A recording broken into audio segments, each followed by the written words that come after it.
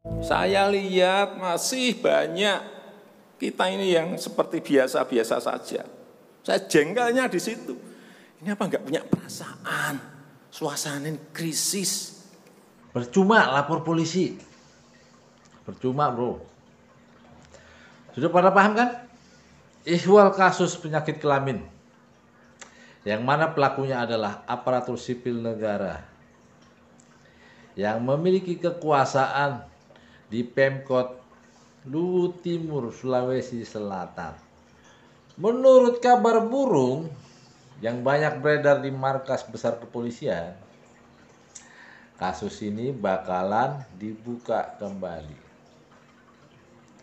Dibuka, bro. Ya mungkin karena malu ya, udah banyak desakan. Kenapa banyak desakan? Karena udah viral, bro. Rupanya viral. Dan bukan karena merasa memiliki tanggung jawab, gitu. Bukan karena sebagai aparat penegak hukum, bukan. Karena viral. Ingat itu ya, bro. Jadi bukan karena polisi itu memiliki tanggung jawab, tidak. Tetapi semata karena viral. Kita dengerin dulu, bro. Biar paham bahwa ini benar-benar viral. Kita dengerin dulu, bro. Kita ke kabar selanjutnya, pemirsa. Polri angkat bicara menanggapi tagar percuma lapor polisi setelah kepolisian menghentikan kasus dugaan pencabulan yang dilakukan seorang ayah terhadap 3 anak kandungnya di Luwu Timur, Sulawesi Selatan. Tagar tersebut menjadi viral di media sosial.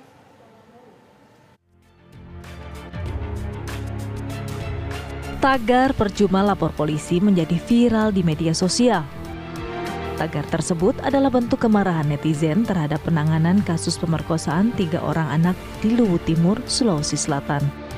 Alih-alih menangkap pelaku yang diduga adalah ayah kandung korban sendiri, kepolisian malah menghentikan kasus pemerkosaan tersebut pada Oktober 2019 lalu. Menanggapi tagar yang viral tersebut, Karopenmas Divisi Humas Mabes Polri Brigjen Rusdi Hartono menegaskan, kepolisian pasti memproses setiap laporan masyarakat. Namun ia menyatakan proses hukum yang ada harus didasarkan pada alat bukti.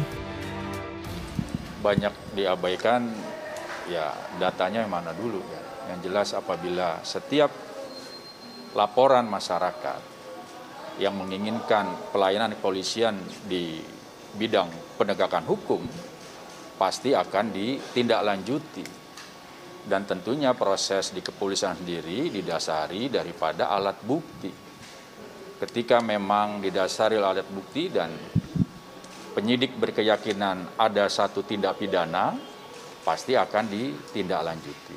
Tapi ketika satu laporan ternyata alat-alat bukti yang menjurus pada laporan tersebut tidak mencukupi dan ternyata memang penyidik berkeyakinan tidak ada suatu tindak pidana, ya tentunya penyidik tidak akan melanjutkan laporan tersebut. Sementara itu, Polres Luwu Timur menyatakan dihentikannya kasus dugaan kekerasan seksual tersebut dilakukan karena tidak adanya cukup bukti. Hasil visum kedua ini pun hasil keterangan dokter ya dalam rekomendasinya bahwa tidak ditemukan kerusakan pada alat kelamin ketiga anak tersebut, ya tidak ada hal-hal yang menunjukkan terjadi kekerasan fisik secara seksual gitu. Sehingga pencabulan ini kurang bukti pada saat itu. Ya, sehingga penyidik melakukan gelar perkara di Polda Sulsel pada bulan Oktober 2020 ya. Kemudian rekomendasi dari gelar perkara itu adalah karena tidak cukup bukti maka dilakukan penghentian penyelidikan kasus ini. Desakan pengusutan kembali kasus dugaan pencabulan terhadap 3 orang anak di Luwu Timur viral di media sosial. Lembaga Bantuan Hukum Makassar menyatakan telah mengirim surat kepada Mabes Polri dan meminta kasus tersebut dibuka kembali. Begitulah diplomasi atau guyonan si Rusdi Hartono selaku Karopenmas. Tapi menurut penguasa hukum yang memiliki wilayah Sulawesi Selatan, kita dengerin aja ya. Seorang ibu di Luwu Timur, Sulawesi Selatan melaporkan dugaan kasus pemerkosaan yang dialami oleh 3 anaknya. Mirisnya, pemerkosaan itu diduga dilakukan oleh ayah kandung 3 korban. Namun, kasus ini disebut tidak mendapatkan perhatian dari kepolisian. Kasusnya yang sudah terjadi sejak 2019 lalu, kini menjadi perhatian publik setelah viral di media sosial. Terkait kasus ini, surat penetapan penghentian penyidikan atau SP3 Mabes Polri dan Polda Sulsel memiliki pendapat yang berbeda. Kasus ini kembali mencuat ke publik lantaran munculnya SP3 padahal kasusnya belum selesai. Kabid Humas Polda Sulsel Kombes Pol Zulpan membenarkan munculnya SP3 dalam penanganan dugaan ruda paksa itu.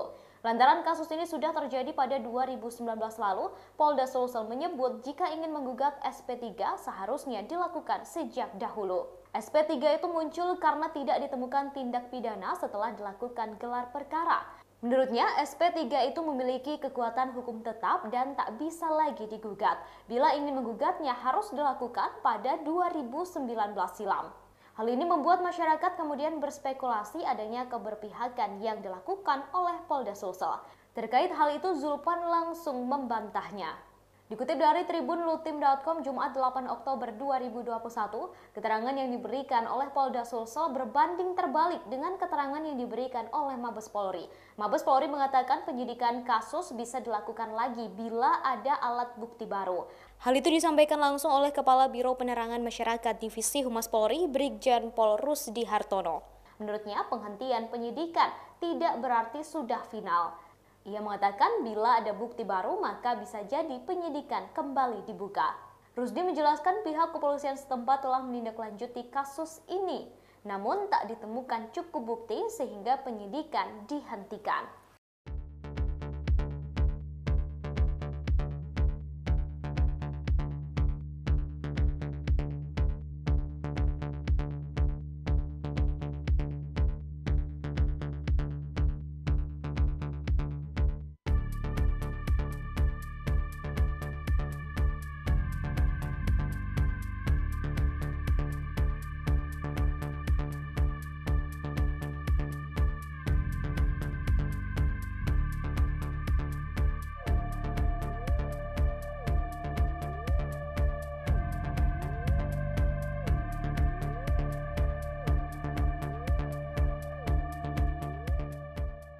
Demikian informasi di Hot Topic kali ini. Terus saksikan Hot Topic untuk memperbarui informasi Anda. Terima kasih sudah nonton. Jangan lupa like, subscribe, dan share ya.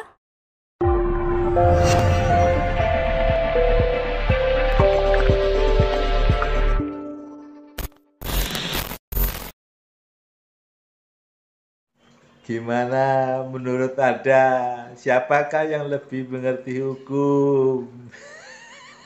Markas Besar Kepolisian atau Polda Sulawesi Selatan? Kalau menurut hemat kami, yang bisa mencabut SP3 itu hanya penguasa negara. Menurut hemat kami. Ya nggak tahu lah menurut hemat para pendekar hukum ya Bu. Tapi kalau penguasa kepolisian bisa mencabut SP3, itu namanya diskresi. Diskresi, kewenangan untuk sok menegakkan hukum.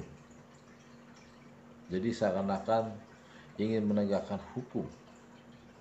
Padahal sudah SP3. Itu namanya diskresi.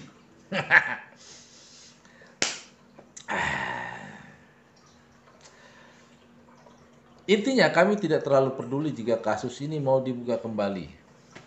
Soalnya kalau tidak memberikan rasa keadilan bagi keluarga korban, apa gunanya kasus ini dibuka kembali? Hanya membuat muak akan hukum. Bayangin bro, ini kasus dari 2019, hanya 2 bulan setelah dilapor, terus ditutup SP3.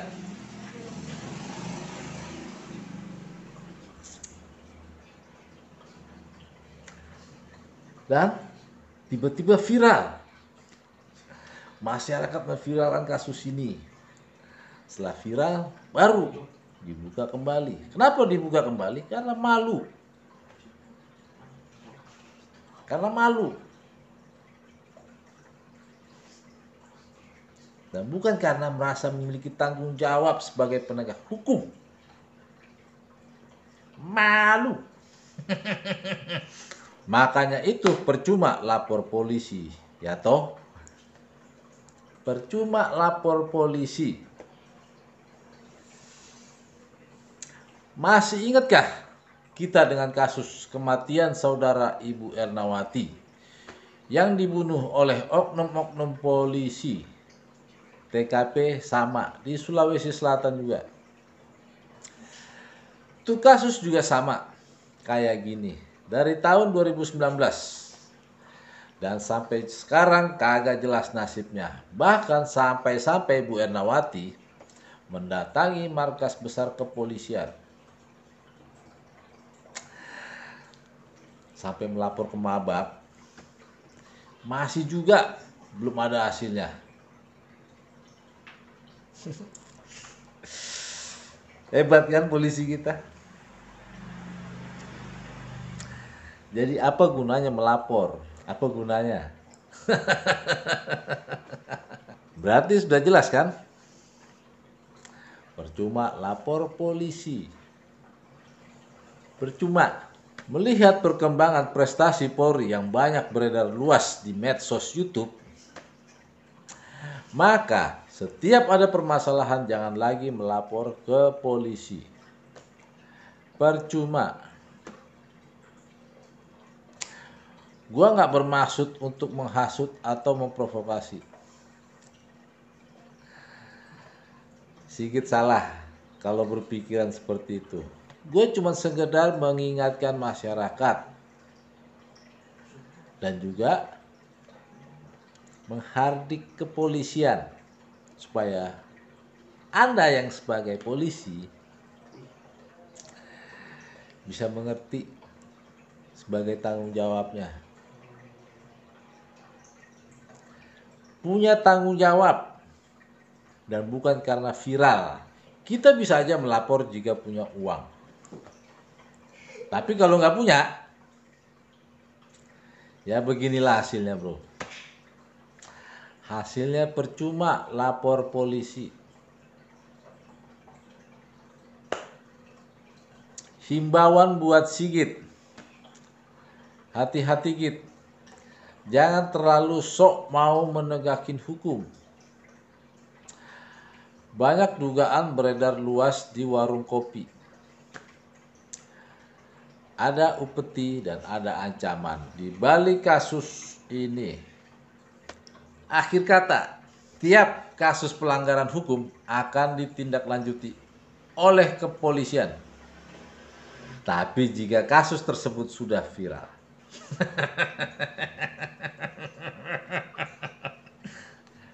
pesan moral, ayo bersama-sama tegakin hukum dengan cara memviralkan. Dan kita trendingkan tagar, percuma lapor polisi. Saya harus ngomong apa adanya, nggak ada progres yang signifikan, nggak ada.